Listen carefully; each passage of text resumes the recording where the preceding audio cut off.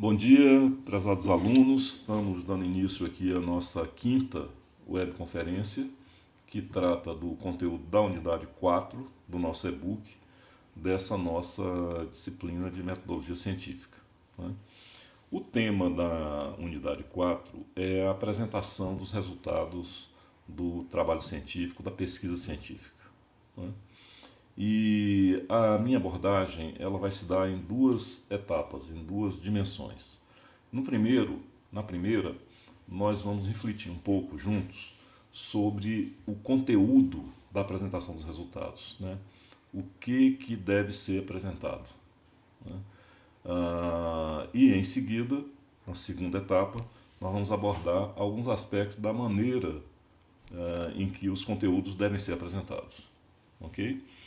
A primeira etapa, o que deve ser apresentado, o que se espera de um trabalho científico é que, após a realização da pesquisa científica, sejam apresentados uma interpretação dos resultados, né? O que interessa aqui não são simplesmente os dados brutos que foram coletados por nós na pesquisa. O que interessa aqui, sobretudo, é a interpretação desses dados. Como se dá a interpretação desses dados? O que nós devemos ter em mente, ter consciência no momento em que iniciamos a análise dos dados, né? Então é importante para isso a gente voltar a refletir um pouco sobre o conjunto do trabalho de pesquisa, né? O conjunto do desenvolvimento da nossa pesquisa. Como que se desenvolveu a nossa pesquisa e o que esse desenvolvimento tem a ver com a etapa final de interpretação dos resultados. O primeiro elemento da nossa pesquisa é que nós definimos uma pergunta e dirigimos essa pergunta a um fenômeno, que pode ser uma situação organizacional, um processo organizacional, uma determinada organização, um determinado grupo social. Nós dirigimos uma pergunta a um fenômeno que esteja acontecendo ou que tenha acontecido e que seja de nosso interesse investigar um determinado aspecto daquele fenômeno. Para isso, nós montamos e definimos uma pergunta de pesquisa, né? Com base nessa pergunta de pesquisa, nós nos dedicamos a estudar o conhecimento existente sobre aquele assunto, sobre aquele fenômeno. De que maneira esse fenômeno tem sido tratado em outros estudos, em outras pesquisas, com base em quais teorias, em quais conceitos a literatura tem tratado desse fenômeno.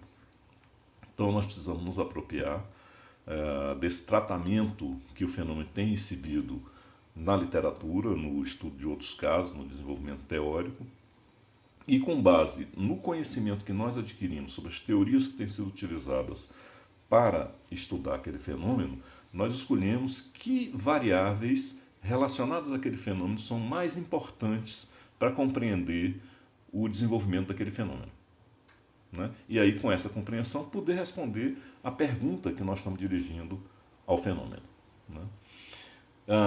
Definidas, então, que variáveis nós vamos observar na realidade, no fenômeno, nós vamos executar, desenvolver um método, que pode ser entrevista, questionário, observação, de várias maneiras, um método para coletar as informações empíricas do fenômeno que tenham a ver com as variáveis que nós estamos interessados em conhecer. Então, nós fazemos perguntas em função das variáveis que nos interessa conhecer para poder ter um conhecimento do fenômeno que permita responder à pergunta de pesquisa, né? Tendo esses dados, indo a campo e obtendo essas informações, o passo seguinte, que aí já entramos na etapa de análise de dados, é organizar os dados para analisar esses dados que nós obtivemos do fenômeno sobre o comportamento daquelas variáveis que a literatura recomendou que são relevantes para a compreensão do fenômeno e que nos permitirão responder a pergunta. Então, o processo de interpretação dos resultados é o processo pelo qual nós, tendo obtido os dados do comportamento daquelas variáveis no fenômeno que nós queremos estudar, nós vamos discutir esse comportamento dessa variável, como ele está se dando, à luz da literatura que nós estudamos relacionados a fenômenos semelhantes, a fenômenos similares, e vamos procurar nesse entendimento, nessa análise, nessa compreensão do que significam aquelas informações que nós escolhemos sobre cada variável, com base nessa compreensão, responder diretamente à nossa pergunta de pesquisa. Então, o que a interpretação de resultados quanto ao conteúdo é interpretar os dados obtidos na coleta de dados da nossa pesquisa, à luz das variáveis que nós escolhemos com base na literatura para a compreensão do fenômeno, com o objetivo de discutir a pergunta de pesquisa que nós propusemos. Essa é a questão central da interpretação dos resultados. O conteúdo dela é esse. Ok?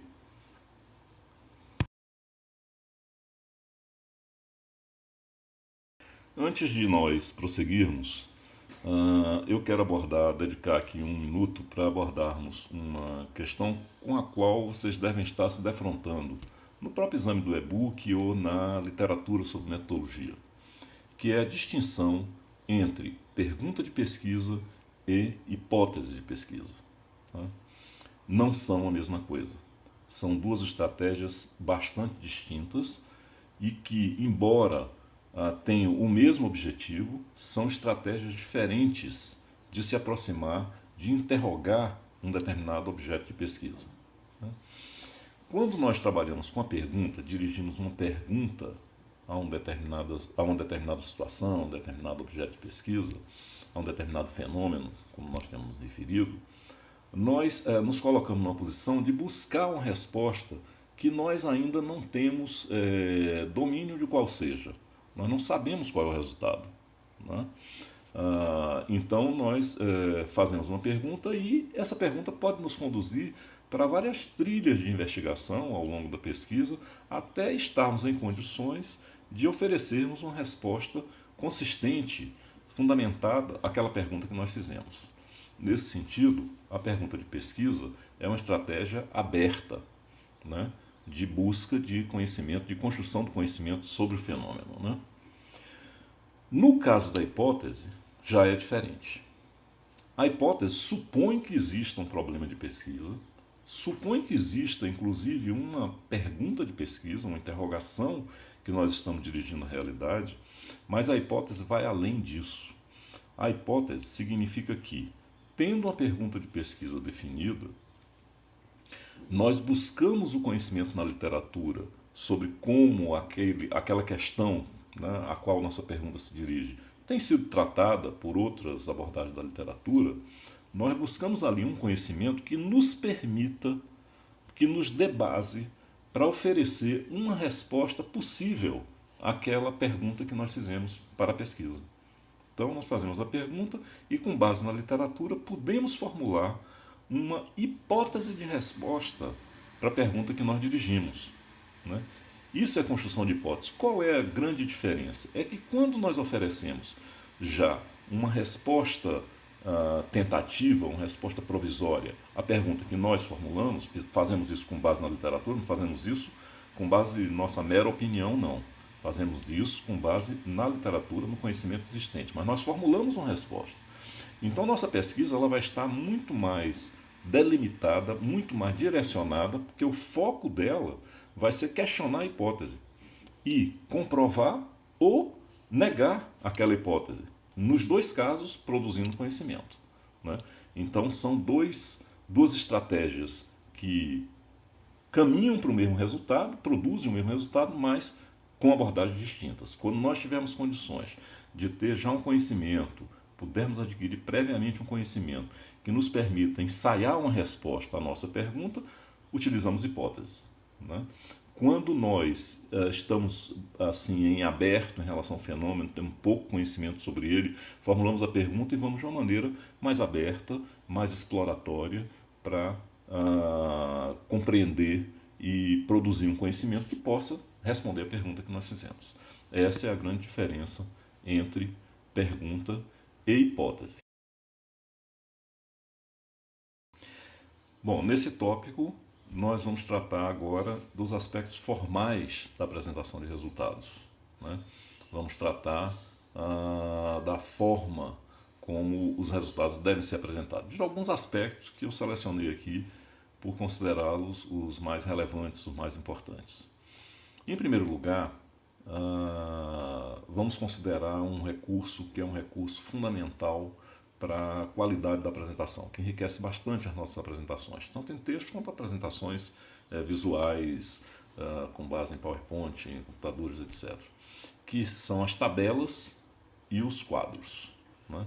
São elementos bastante interessantes ao lado dos gráficos que nós vamos também abordar, mas que enriquecem bastante e sintetizam informações. Mas existe uma distinção bastante importante entre tabelas e gráficos que é relevante conhecer, porque é uma exigência da Associação Brasileira de Normas Técnicas, a famosa ABNT, e que inclusive vocês encontrarão um detalhamento dessa distinção e exemplos no Manual de Normalização de Trabalhos Acadêmicos da Unifax, que está no portal.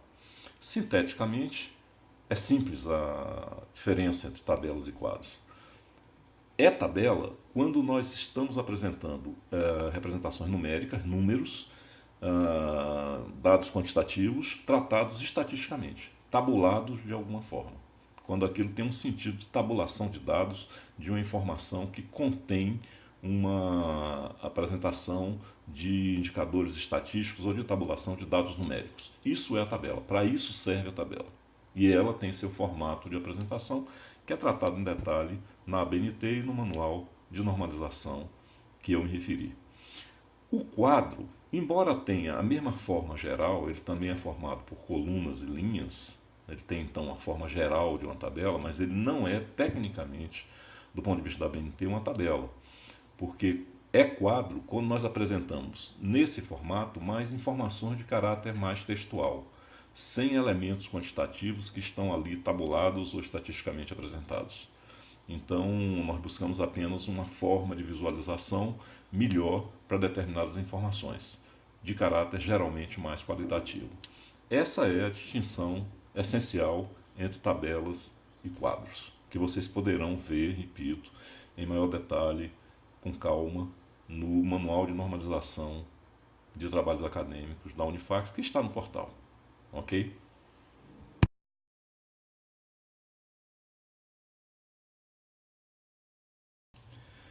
Esse que vocês estão visualizando agora é o gráfico de curvas, também chamado gráfico linear, que é bastante útil quando nós temos uma variação ordenada dos dados, com muitos pontos de observação ao longo de uma variável.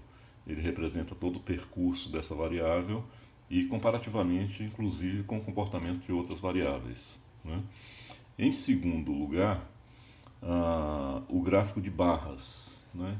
Que na realidade representa de maneira horizontalizada, em retângulos horizontais, os valores de maneira proporcional entre uma e outra variável, ou de maneira absoluta também. O gráfico de coluna, na realidade, é o mesmo gráfico de barras, invertido, representando sob a forma de retângulos verticais, né? Aquela informação, aqueles dados. E, finalmente, o gráfico de pizza ou de setores, que é o gráfico que representa proporcionalmente a participação de cada variável numa totalidade. Essa totalidade é representada como um círculo que exprime 100%, e cada fatia, cada parte dessa pizza, ou cada setor dessa circunferência, desse círculo, representa o peso proporcional daquela variável no conjunto dos setores, né? Esses são os principais tipos de gráfico que se utiliza normalmente, existindo uma infinidade deles, principalmente nas ferramentas mais modernas de desenvolvimento gráfico.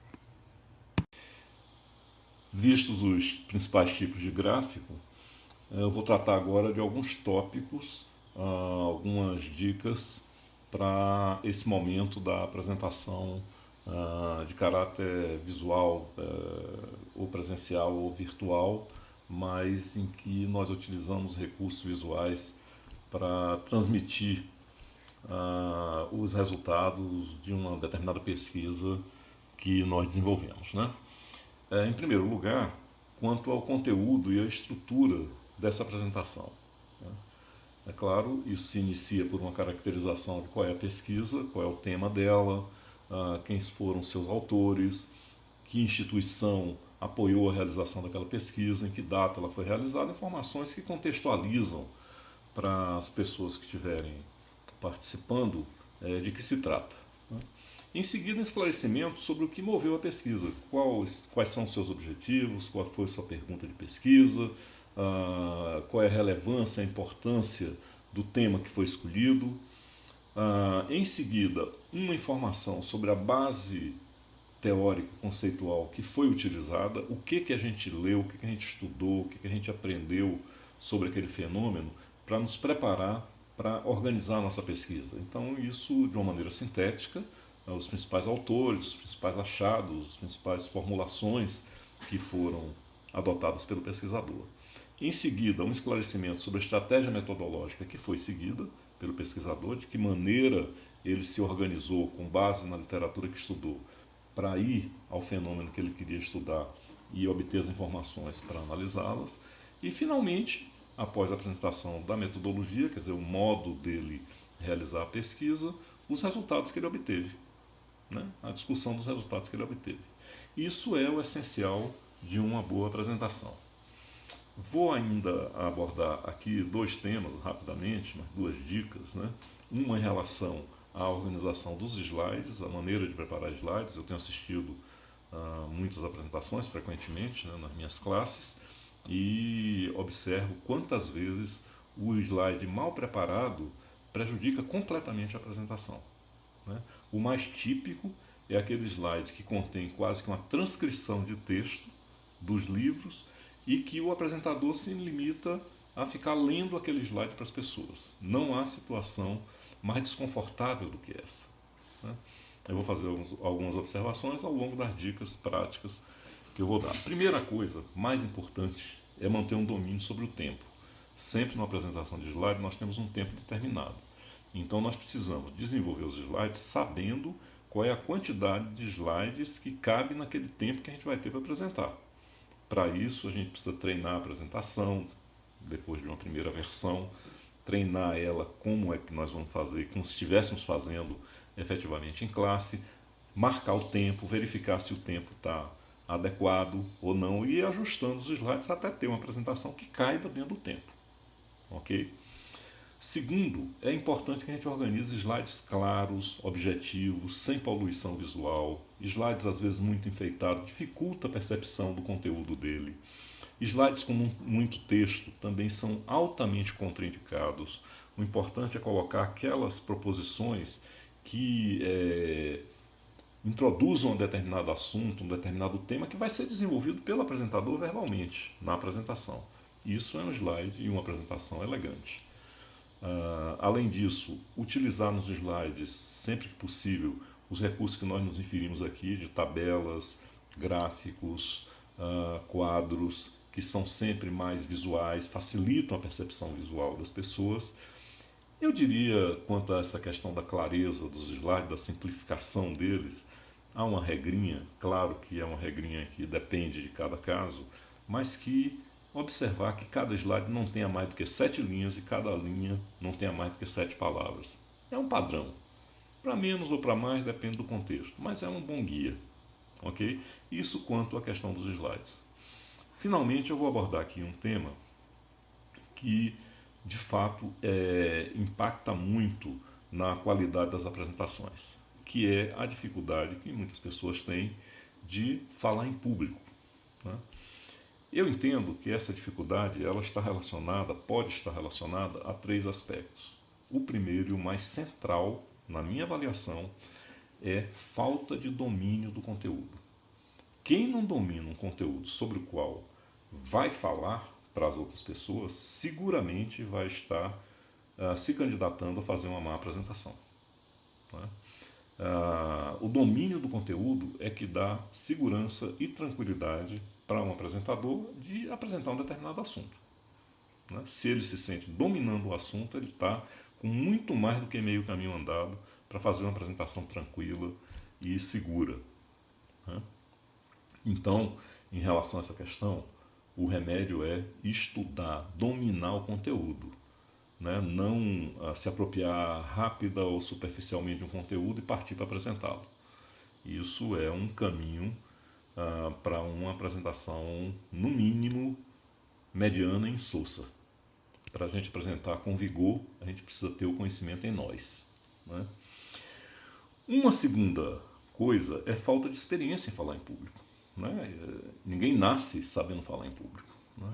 Os ambientes é que vão nos formando, e alguns não têm a oportunidade de ter vivido em ambientes em que era estimulado a falar em público. Então isso é uma realidade real, e que a única maneira de superar é pela prática, pelo treinamento. Então, quem se sente assim, com essa dificuldade, por falta de experiência em falar em público, deve treinar o máximo possível com seus próprios colegas, nas reuniões de grupo, procurar se expressar, organizar suas apresentações, ter atenção com sua apresentação, tratar ela da maneira mais técnica, de modo a ir se instrumentando, se preparando para, numa apresentação em condições mais amplas, ter uma boa performance, né? Aí precisa ter essa busca de uma experiência prática e também uma disposição para encarar as situações. Tendo domínio do assunto, nosso primeiro aspecto, fica muito mais fácil superar a falta de experiência. Mas existe ainda um terceiro elemento que tem a ver com nossa situação, configuração, melhor dizendo, emocional, e que muitas vezes decorre de situações muito antigas da nossa formação infantil, mas que faz com que nós tenhamos dificuldade em nos relacionar com certos sentimentos, emoções de medo, de receio, de insegurança que nós temos. Essas situações, mais raras, mas acontecem, requerem da pessoa um apoio mesmo profissional em relação a isso, por alguma forma de terapia, de aconselhamento, que possa tratar dessas questões, trazer essas questões à tona, à consciência das pessoas e reduzir o grau de ansiedade e de angústia na situação de falar em público. Esses são os três aspectos. Eu creio que, refletindo sobre eles, nós podemos caminhar para a construção de boas apresentações. É isso, esses eram os tópicos que eu quis apresentar aqui hoje, que eu acho que são relevantes para a nossa disciplina. E a partir de agora eu fico à disposição de vocês no bate-papo, para que a gente possa interagir, dialogar sobre os temas que eu trouxe aqui ou qualquer outro tema relacionado à nossa unidade 4. Então, vamos lá.